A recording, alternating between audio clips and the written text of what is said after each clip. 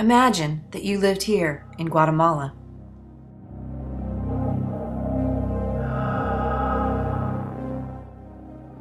And every time you cooked, you filled your lungs with cancer-causing carcinogens.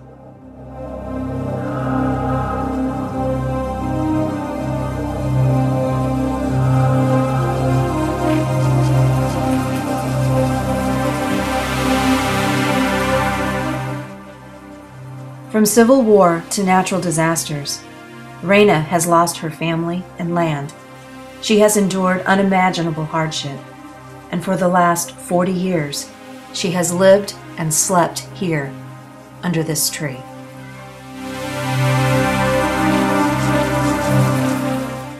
Every day, Reina walks about a half-mile to a river for water. This is all she can take back. Without a public system for disposing of trash, it ends up here beside the road.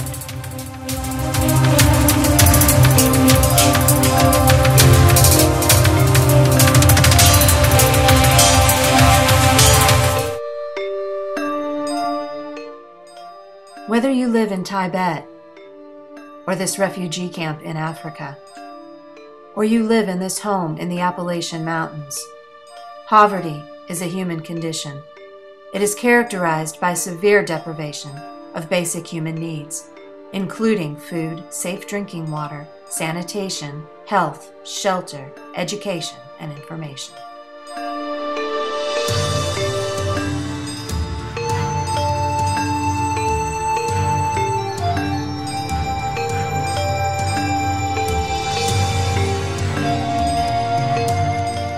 In 2008, the number of those living in extreme poverty dropped to less than 1.4 billion.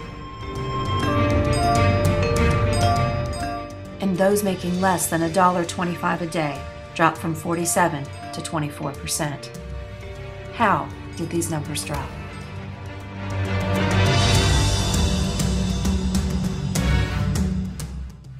In September of 2000, 191 UN state members all pledged a commitment to eliminate poverty, hunger, disease, illiteracy, environmental degradation, and discrimination against women. It is from this pact that 8 Millennium Development Goals were created to eliminate poverty.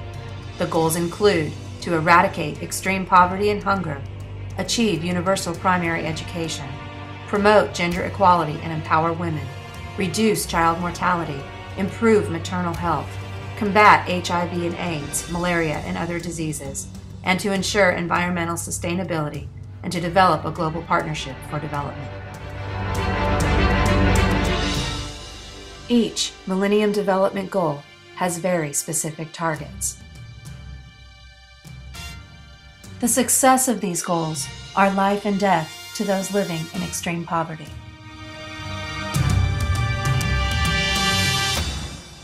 According to the United Nations, as of 2005, 10 million die every year of hunger and hunger-related disease. 1.4 billion people live on less than $1.25 a day. As of 2006, 26% of children under 5 are undernourished. Even if the UN reached all of the goals by 2015, there would still be millions of people living in poverty.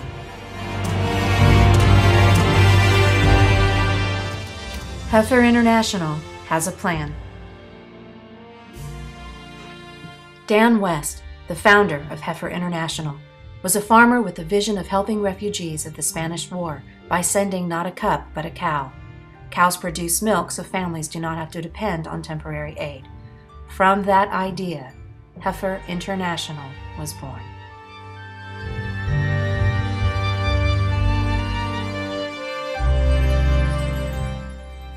Heifer Ranch is a working ranch with live farm animals.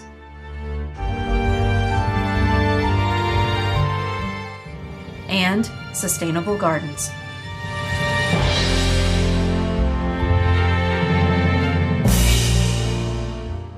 Food is weighed, measured, and composted for minimal waste.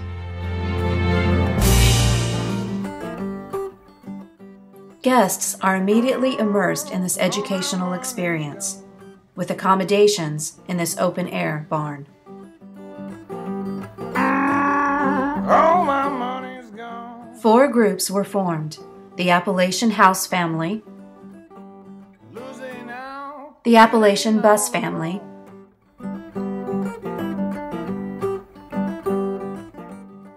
the Tibetan family, You can help me, babe. and the Zambian family, who lived in these bomas. You can help me.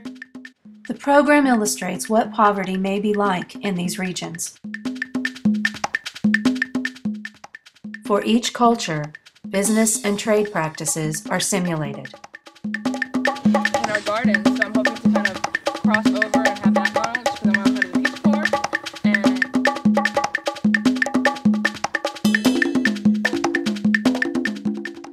Food choice did not exist, and lunch proved more difficult for some than others.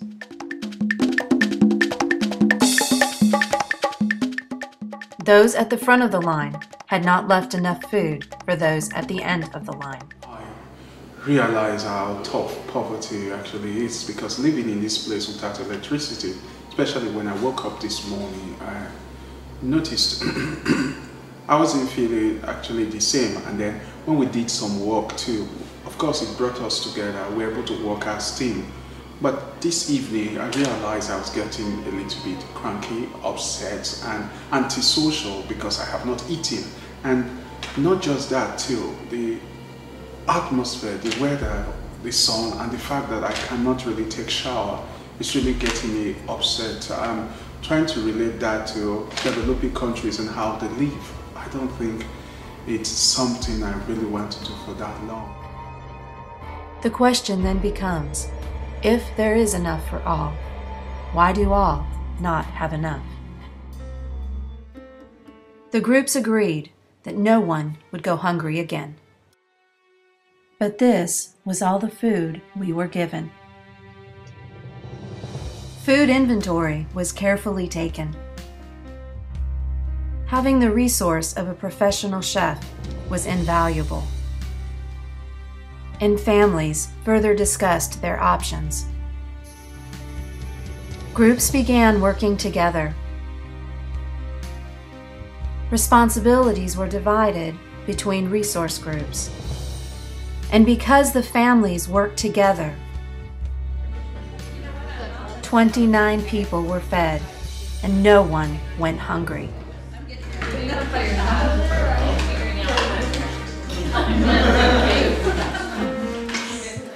Out of what you have. And it really did take everybody working together, using their knowledge, let's try this, let's do this. And, in the end, I think we ended up with a meal that was really good. But it really did take a big community effort because we didn't have the things that we were used to.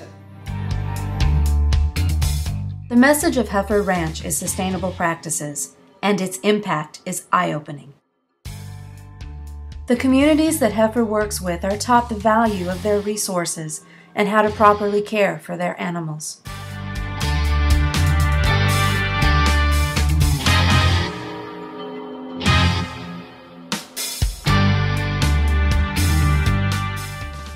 Value-added products create income for clothing,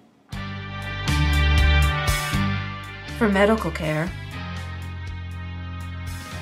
to send children to school, or to build new schools, to start agricultural co-ops. Community microloans are funded. Businesses are started.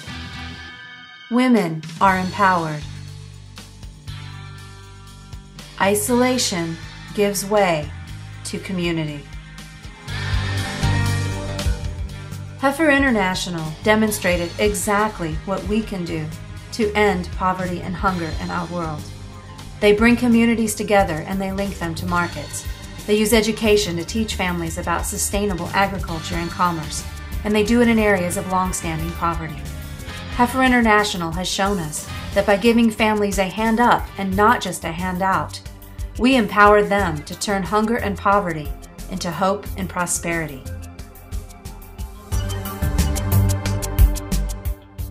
Heifer's programs are uniquely aligned with the Millennium Development Goal of eradicating extreme poverty and hunger. Their programs create income and employment, empowering women to contribute to the successes of their families and communities, and as a result, they reduce the portion of the populations suffering from hunger. Because of Heifer's teachings, programs, and intervention, the result for these communities is that all have enough.